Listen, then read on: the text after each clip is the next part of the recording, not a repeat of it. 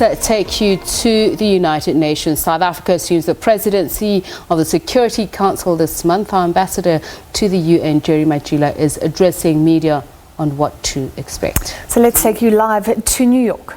Mandate meetings and schedule mandate renewals. At the core of this program is matters related to Africa future, prominently throughout the month. You'll see throughout the month is Africa punctuated with African issues. Relating to our theme of South African presidency, continuing the legacy, working for a just and peaceful world. During the first week, on the 2nd of October, we'll have the first of our 2 elective meetings during the month, namely a debate on peace and security in Africa, mobilizing the youth towards silencing the guns by 2020. We hope to adopt presidential statement in this regard during the course of the month. We'll receive the first briefing from a special envoy of Secretary General of the Great Lakes on Thursday, the 3rd October, while the PR of Poland will brief us on the work of the 1591 Sanctions Committee on Sudan.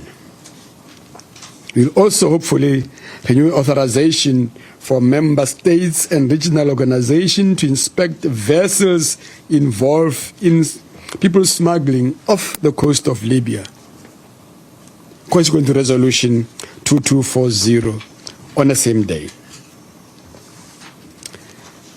On the second week, we'll kick off our second elective debate on the 7th of October on peace and security in Africa, the centrality of preventive diplomacy, conflict prevention and resolution.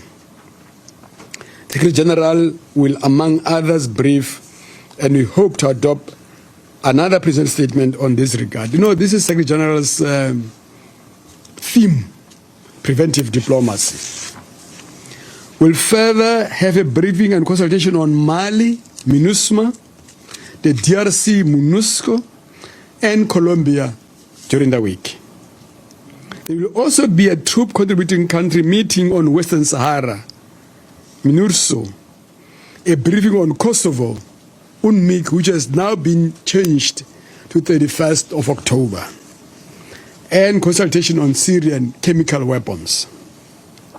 The third week will start on 15 October with the renewal of authorization for the joint border verification monitoring mechanism in terms of South Sudan border, UNISFA.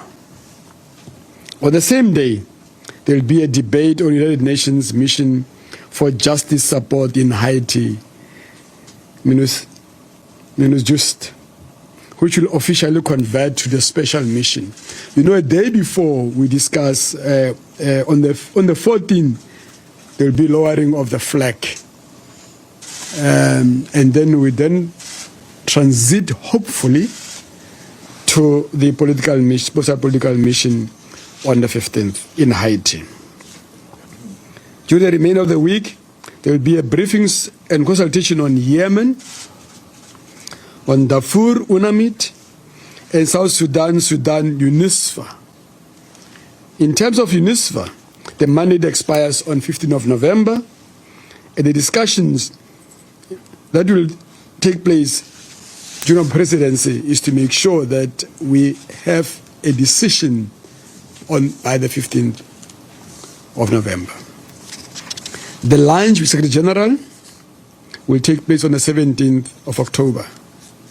The topics for the lunch will be announced shortly and will be informed. Lastly, there will be consultation on Western Sahara, MINURSO, the United Nations Disengagement Observer Force, UNDOF, in the Israeli-occupied Golan and Lebanon because of Resolution 1559.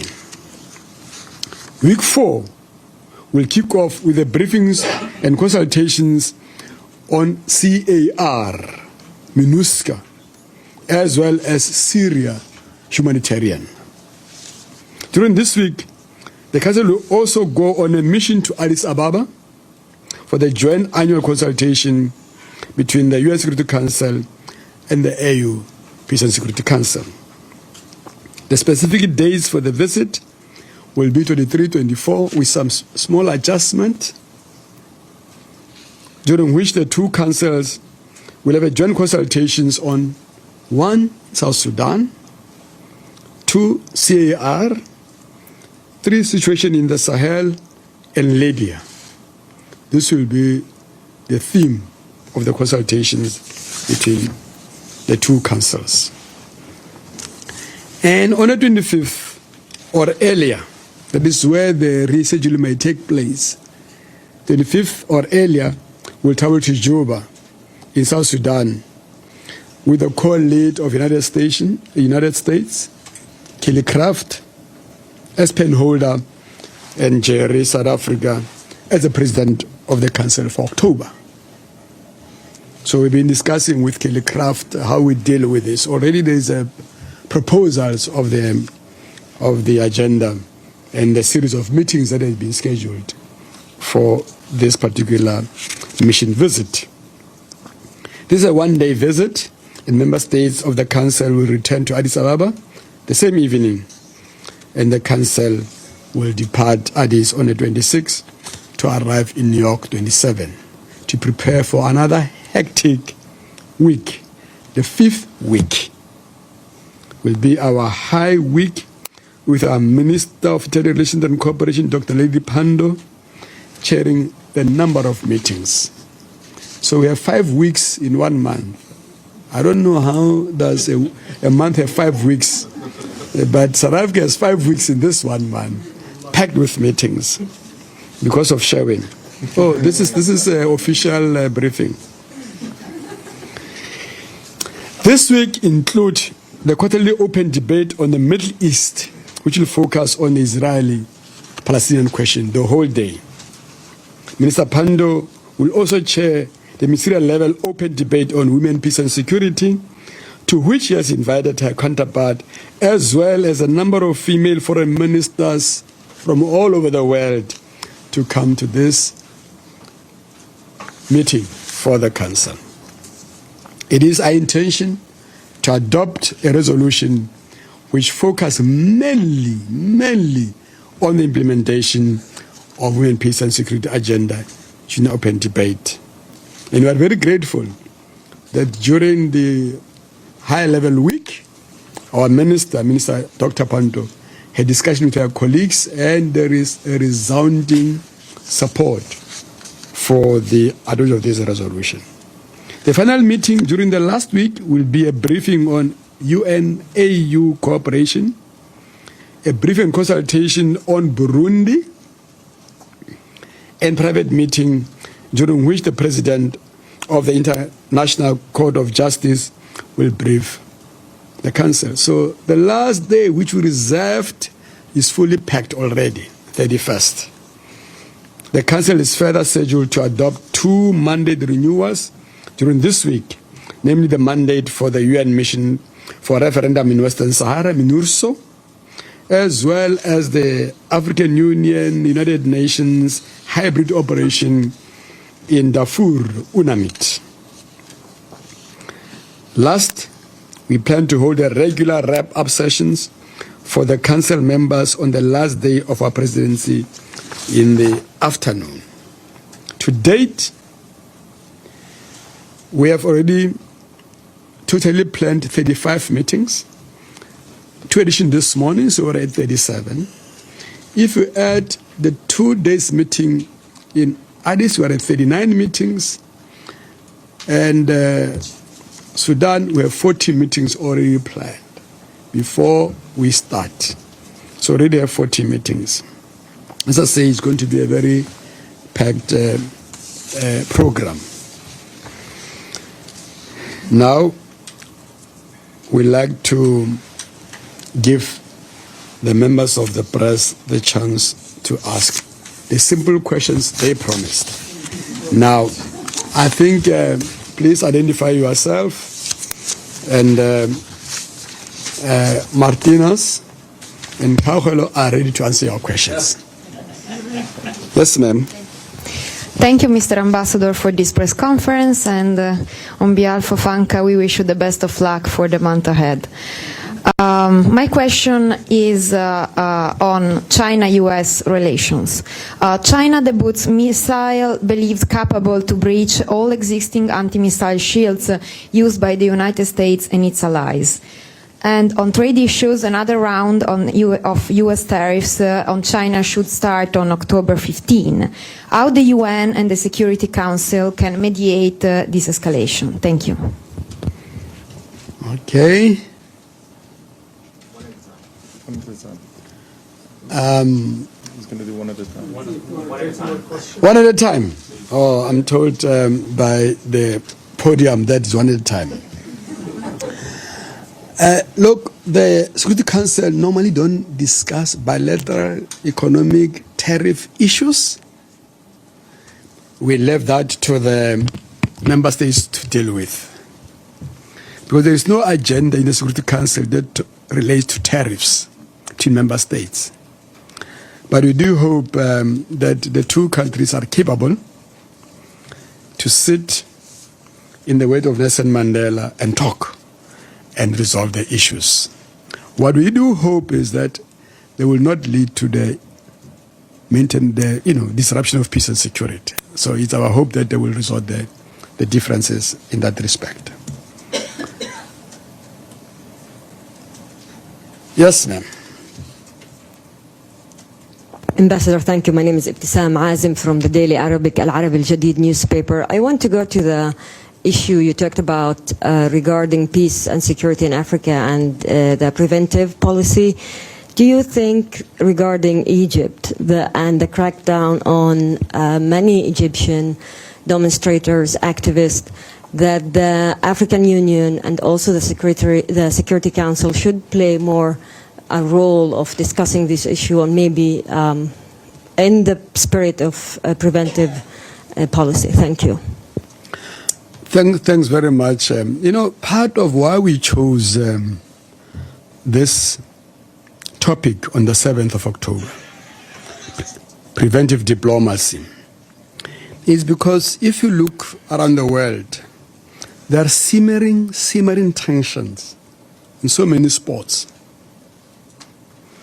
And we thought that before the implosion, there could be a very decisive national dialogues around these differences, because we know the differences in each country. We are aware of the differences in each country. Something from outside is internal. So we thought Secretary General and some leaders from Africa could share the experience in managing differences, in sitting down and having a dialogue to resolve the problems. And we know that the colleagues in Egypt will do the same. They will sit down, resolve the issues. Because what bothers the Council is that these issues are manageable, can be resolved. But maybe we need to encourage parties to sit and talk, to respond to the issues brought by communities, by the people with different views, but sit, talk, negotiate, and resolve the topics. That's why, having gone through the continent of Africa and elsewhere in the world, we thought that part of what we can contribute as South Africa is to learn on what we have done best in South Africa. Sit and talk and resolve the differences. So we hope that theme will encourage, mobilize people everywhere to sit and talk. Yes, Sherwin. Thanks, Ambassador. Mr. President, Sherwin Briceby, South African Broadcasting. I understand that the A3 and your team in particular has been lobbying to get both the United States and the broader Security Council to back the funding up to 75% of AU-led peace operations on the African continent. Could you update us as to where this process finds itself right now? What are the remaining stumbling blocks that you're encountering, and will this be a resolution? I understand there's a draft text that's been that's somewhere. Will this be voted on during your presidency? Thanks, Shawen. You know, this is a standing AU decision which is 4 years old. And there's been a discussion in the last 4 years. Actually, there have been 2 resolutions adopted in that regard. The last one, 2017, step by step. But last year, unfortunately, we could not take the next step. So what has happened in the past 9 months, there's been a discussion between the A3 and the AU PSC on how to push this resolution towards the resolution and decision by the Council. To date, we are still discussing these issues. There is a debate around 25% in the resolution that needs more clarity. We are saying we still have a month left.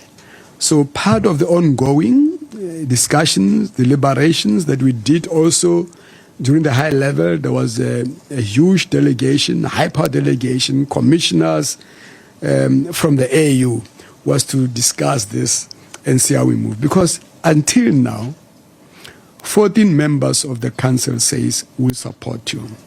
The US says let's engage. And you can see the movement from the US on this resolution.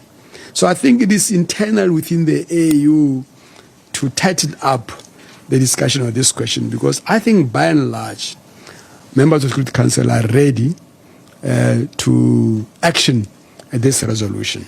So we hope that the ongoing discussion will bear fruits. You have the floor. James Bays from Al Jazeera. Mr. President, I asked this question to Ambassador Ndebele.